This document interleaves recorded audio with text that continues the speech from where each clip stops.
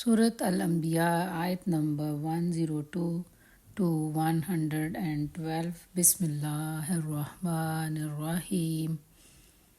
ला नहीं यस्माऊना, वो सुनेंगे, हसीसहा, उसकी आहट, वाहुम, और वो फी माँ, उनमें जो, इश्तहत, चाहेंगे, अनफुसहुम, दिल उनके, खालिदून, हमेशा रहने वाले हैं। वो उसकी आहट भी ना सुनेंगे और वो उन नेमतों में हमेशा रहने वाले होंगे। इससे पहले पिछली आयत में हमने पढ़ा कि जन्नत में जो लोग जाएंगे उनका फ़ैसला अल्लाह ताला पहले कर चुके होंगे, और जब वो पुल सिरात से गुज़रेंगे तो उस वक्त वो ज़रूर दोज़ख को देख लेंगे, लेकिन इसके बाद उनको वहाँ से दूर ले जाया जाएगा, यानी उनको जन्नत में पहुँचा दिया जाएगा, और वहाँ वो दोज़ख की आहट तक भी ना सुनेंगे और हमेशा जन्नत में ही रहेंगे, और वहाँ उनकी दिल की तमाम ख्वाहिशात की तकमील होगी और उनकी हर दिली तमन्ना को पूरा किया जाएगा। ला यहज़ुनुहुम, नहीं गमगीन करेगी उन्हें, अल-फ़ज़ाउल अकबर, बड़ी घबराहट। फ़ज़ा का लफ्ज़ जज़ा फ़ज़ा से है, यानी क़यामत का ज़लज़ला या बेकरारी का टाइम। क़यामत कायम होने को यहाँ पर फ़ज़ाउल अकबर कहा गया है।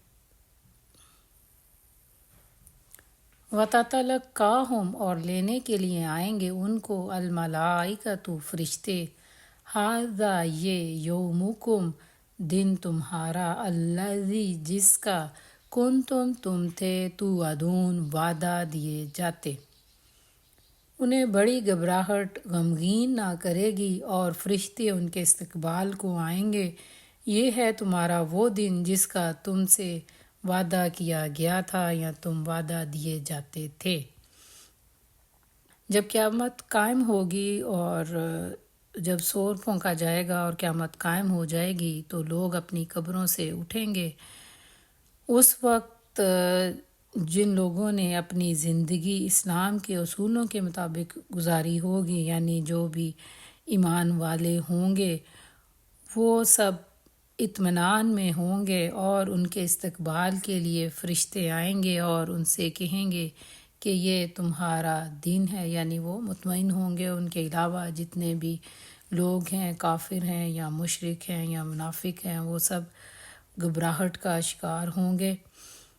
तो फरिश्ते ईमान वालों के लिए और मुत्तकीन के लिए इस्तकबाल के लिए आएंगे और उनसे कहेंगे कि ये तुम्हारा दिन है जिसका तुमसे अल्लाह ताला ने वादा किया था।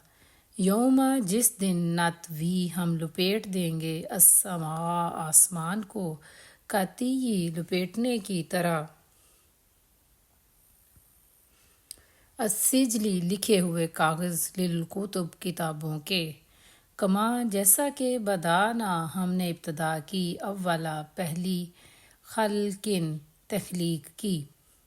जिस दिन हम आसमान को लपेट देंगे जैसे किताबों के लिखे हुए कागज़ लपेट दिए जाते हैं, जैसा कि हमने पहली तख्लीक की इब्तदा की थी। इस आयत में अल्लाह ताला बता रहे हैं कि क़यामत जब कायम होगी तो आसमान जो इस वक्त हमें नज़र आता है, जिस पे चाँद और सूरज और सितारे नज़र आते हैं, इसको अल्लाह ताला इस तरह लपेटेंगे जिस तरह हम लिखे हुए कागज़ या कोई भी पेपर लेकर उसको रोल करते हैं, इस तरह से आसमान को लपेट दिया जाएगा।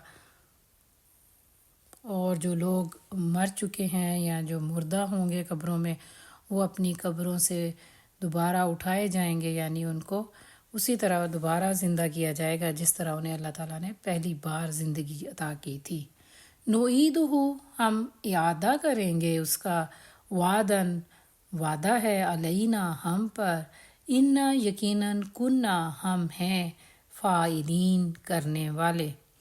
और इसी तरह हम इसका इआदा करेंगे, यानी उन्हें दोबारा करेंगे, ज़िंदा करेंगे, और ये हमारे ज़िम्मा वादा है, यकीनन हम ये करने वाले हैं।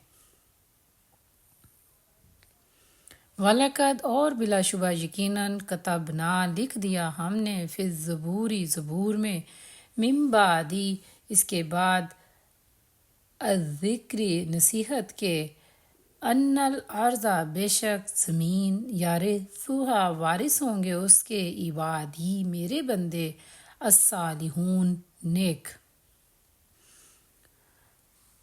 اور بلا شبہ یقیناً زبور میں ہم نے اس نصیحت کو لکھ دیا ہے کہ بے شک زمین کے وارث میرے نیک بندے ہوں گے.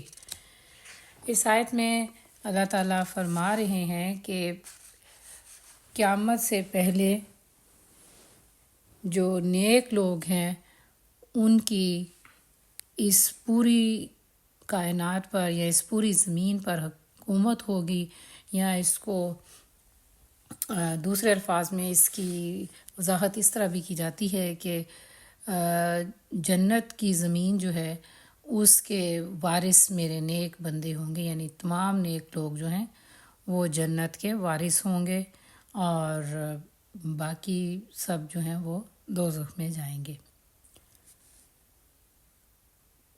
ان یقیناً فی ھذا اس میں لبلاغاً ایک پیغام ہے لقوم ان لوگوں کے لیے عابدین عبادت گزار.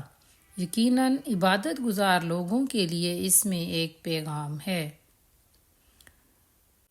جس طرح پچھلی آیت میں بتایا گیا کہ جنت کے وارث جو ہیں وہ نیک لوگ ہوں گے، اسی طرح یہاں یہ بتایا جا رہا ہے کہ اس میں عبادت گزار لوگوں کے لیے ایک پیغام یعنی خوشخبری ہے. جو لوگ اللہ کی عبادت کرنے والے ہیں ان کے لیے جنت کی خوشخبری ہے، یعنی جنت ان کی ہوگی. وما اور نہیں ارسلناک بھیجا ہم نے آپ کو الا مگر رحمتاً رحمت بنا کر للعالمین سارے جہانوں کے لیے.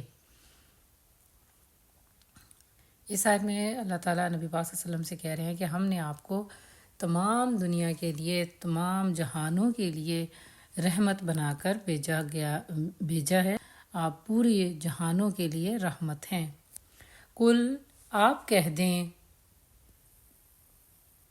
انما یقیناً یوہا وحی کی گئی ہے الیہ میری طرف، انما بلا شبہ الہکم تمہارا معبود الہ معبود ہے، واحد ایک، فہل تو کیا تم مسلمون فرما بردار ہو. آپ کہہ دیں کہ یقیناً میری طرف وحی کی گئی ہے کہ بلا شبہ تمہارا معبود ایک ہی معبود ہے، کیا تم فرما بردار بنتے ہو. اس آیت میں اللہ تعالیٰ نبی پاک صلی اللہ علیہ وسلم کے ذریعے ساری دنیا سے مخاطب ہیں کہ تم سب کا جو رب ہے وہ صرف ایک ہے، واحد ہے، یکتا ہے، اس کے ساتھ کوئی شریک نہیں، کیا تم اس کی فرما برداری کرتے ہو. فَإِن پھر اگر تولو وہ منہ موڑیں، فقل تو آپ فرما دیں آذنتکم اطلاع کر چکا ہوں میں تمہیں، علی سواء برابر، وَإِن اور نہیں ادری میں جانتا، اقریب کیا قریب ہے، ام یا بعید دور، ماں جس کا توعدون تم سے وعدہ کیا جاتا ہے.